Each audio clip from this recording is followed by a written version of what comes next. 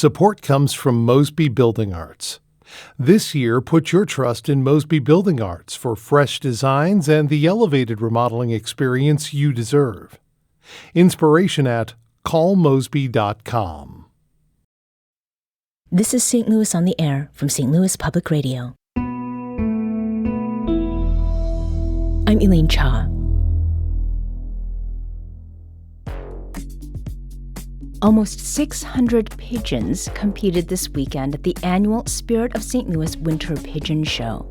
Held at Purina Farms just outside St. Louis, the competition showcased a flock of some of the finest pigeons in the country, and with competitors representing Missouri, Illinois, and at least 15 other states. The show was put on by St. Louis Pigeon Fanciers Association. And to explain a fancier, what a fancier is, it is someone who raises or breeds pigeons. And it is something that humans have been doing for thousands of years. St. Louis on the Air producer Danny Wicentowski attended the pigeon show this past Saturday as well, and he joins me now. Danny, welcome back. Great to be here, Elaine. So this was an all ages, all breeds pigeon show. What did you see, Danny, when you arrived? The key word, I think, is just variety. The large competition hall at Purina Farms is kind of a very large barn, if you can imagine it. It had lines of many cages, many names of these different breeds. I was expecting to hear just a cacophony of pigeons, but it is remarkably quiet. But it allowed me to focus on just the amazing variety, as I said, and pigeons who have feathers on their feet in different ways, on their backs, on their heads. They're elongated in different ways. There is so much variety. This perhaps dates me, but it felt like stumbling into someone's collection of every single Pokemon card. And just, it is hard to know what to look at first. And you are continually feeling, I didn't think a pigeon looked like this. That was the thought I kept having in my head. What were some of the colors that you saw? An incredible amount of iridescence, a kind of reflective color that would be around their necks, but really colors and patterns of almost every variety. And what it really does take to get into this competition is you need an excellent pigeon, and it can't just be one that you think is excellent because you have an opinion. It has to come out of this book called The Standards of Pigeons. There's a particular way they're supposed to look. And to get my head into this, I met one of the youngest competitors. He's a 16-year-old named Teddy Brinkman from Washington, Missouri, and he showed me a pigeon called the frillback. It's very curly on the wings. It swirls in, there's multiple ringlets on every feather, or should be. They should be very bold and should be fluent and even on the whole wing. Tell me about some of the colors we're seeing on this one. Red, brownish, white, gold, or purple, green. There's the iridescent green and purple on the neck feathers just to pop. Well, the frillbacks specifically are my favorite because they're so unique and different from all the other breeds, being they have the curly feathers on their backs and on their wings, and everywhere has curl. So it kind of looks like noodles to me, but... And that was Teddy Brinkman, who was talking to me just a couple days ago in Washington, Missouri, about the frillback pigeon and whose feathers on its wings, I promise you, they look kind of like ramen. They look like noodles. It is wild. No. The background is really quiet, and you said that it was quiet. You expected it to be louder. Is this because of how they have been trained? Did you get any insight into the conduct of these birds? I think depending on the gender of the pigeon, if they are trying to attract mates, if they're competing with other males, I think, generally competition animals, birds, they tend to seem to learn how to be quiet or how to behave. Although, if you've ever been to a dog show at Purina, it can be very noisy. Mm-hmm. So different animals will be quite different. Yeah. What are some of the pigeons that stood out to you personally? So this was something I love to ask some of the attendees. The one that I was directed to pretty early on was called the Romanian naked neck pigeon, which if you look, it is a very distinctive looking pigeon who is, the neck is not completely naked, but it's a different sort of texture and smaller feathers, and the head sort of looks disconnected from the rest of the pigeon. Personally, I loved the show rollers.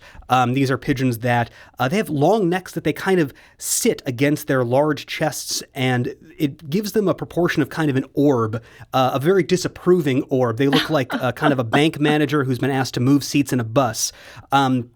And I loved the way they look. And I got to talk about them with Caitlin Myers, and she'd brought several show rollers to the weekend's competition.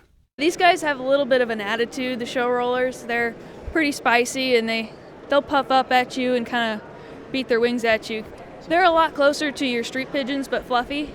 They're quite a bit bigger than your average pigeon, but they've got that nice round head and a nice straight back and just a full appearance, and they can come in pretty much all different colors. You've got the bald heads right here with the white head, and then we've got the regular show rollers that are all different colors and have color over their head. And they're not going to come at you, but they are protective of their babies, and it's kind of like that person that is really cocky and they're really confident, and these guys are that.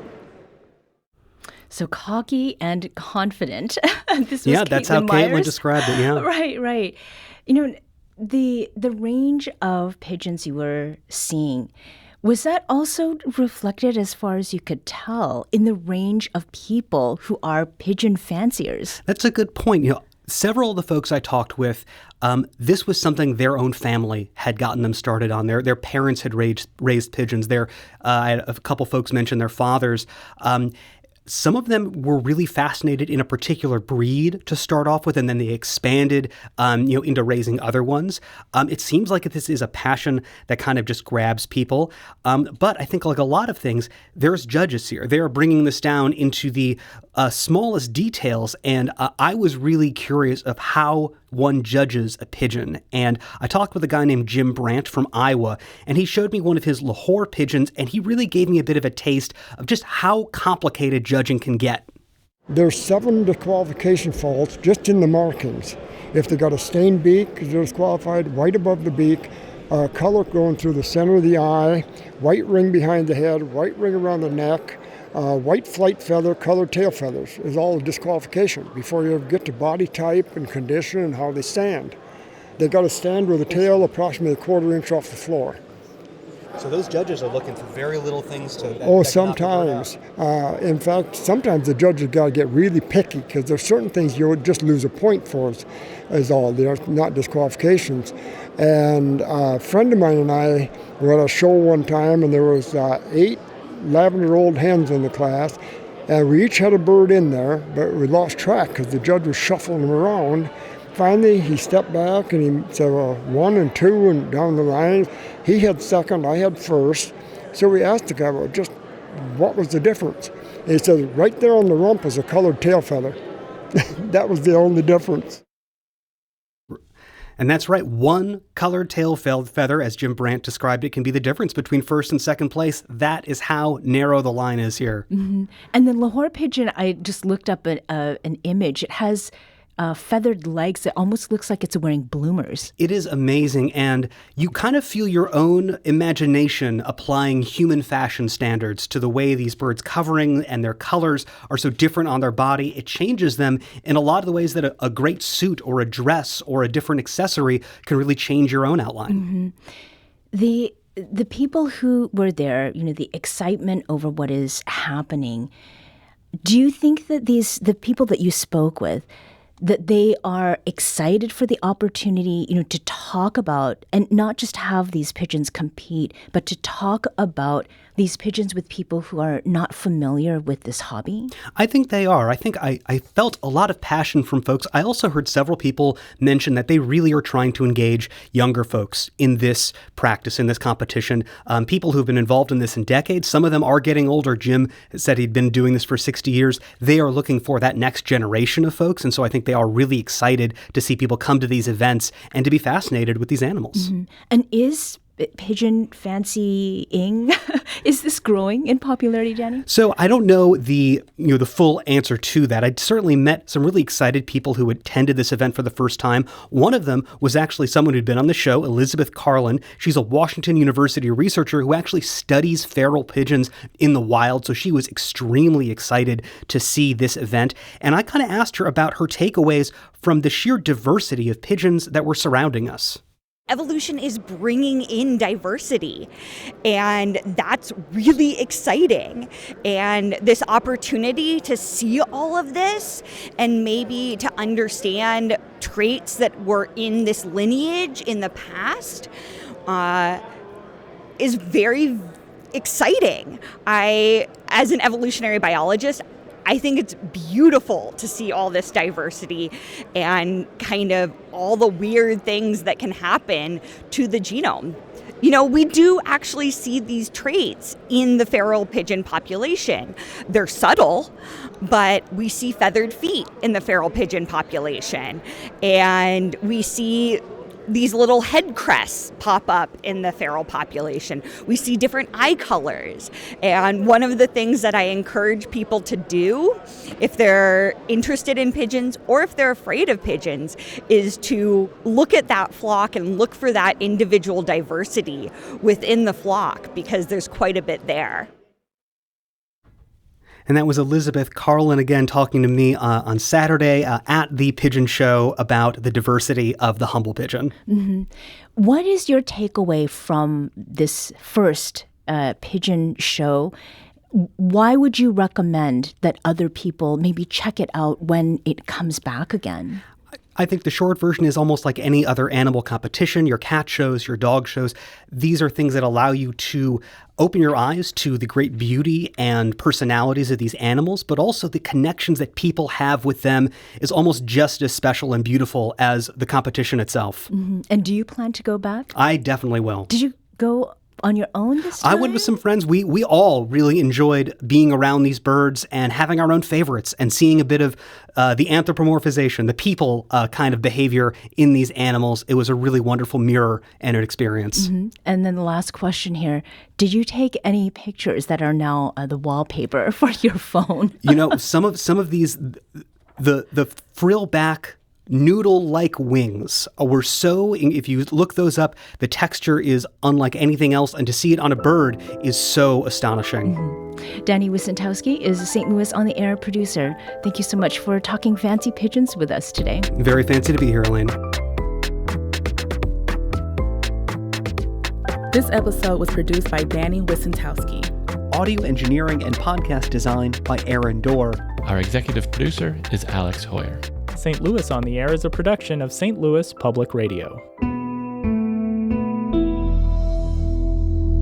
Understanding starts here. Do you find yourself regularly listening to episodes of St. Louis On the Air? Suggest us to a friend you think might enjoy our conversations, and leave us a review and rating on Apple Podcasts on the App Store. It's the simplest way to help people discover our show. Thank you. St. Louis Public Radio is a member-supported service of the University of Missouri St. Louis.